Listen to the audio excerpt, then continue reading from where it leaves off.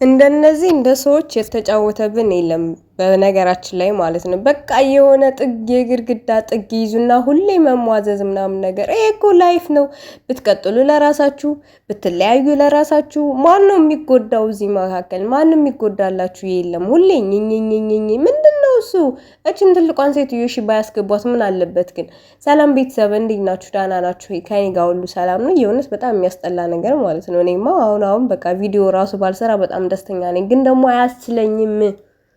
የሆነ ጥግ ይዙና በቃ ኝኝኝኝኝ ምንድነው ኝኝኝኝ? እንደ ይሄ ጨረታ ነው እንደ ይሄ እኮ ህይወት ነው የሚኖር ህይወት ነው። አንቺንም አልፈልግም ያቺንም አልፈልግም አዲስ ህይወት። አንተ ዝም ብለህ ከሴት ጋር መሮጥ ነው እንደ ልማድ ምንድነው እሱ? ከነዚህ ጋር ያልኖርክ ከሌላ ሴት ጋር ትኖራለህ እንደ የሆነ የማይረባ ላም ነገር ማለት ነው። የእውነት እኔ በቃ መጥፎ ቃላት ባል ነገር በጣም ደስ የሚለኝ የእውነት ነው የምላችሁ። ሁለታችሁንም አልፈልግም፣ ከሁለታችሁም ጋር ደስተኛ አይደለም። ደስተኛ ካልሆንክ ለምንድነው ልጅ የወለድክላት? ደስተኛ ስለሆንክ አይደል ልጅ የወለድክላት? የልጅ እናት ያደረካት እንዴ? እሷ ነች እዚህ ደረጃ ያደረሰች። አንተ ማትረባ የማይረባ ነገር በእውነት እንዴት እንዳስጠላኝ ይሄ ልጅ በቃ የመጨረሻ።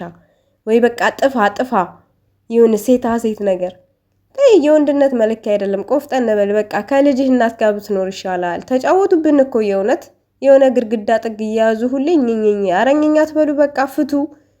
የራስ ጉዳይ። መኖር ከፈለክ ኑር፣ መኖር ካልፈለክ ደግሞ የራስ ጉዳይ። እኛ ምን አገባን እንዴ?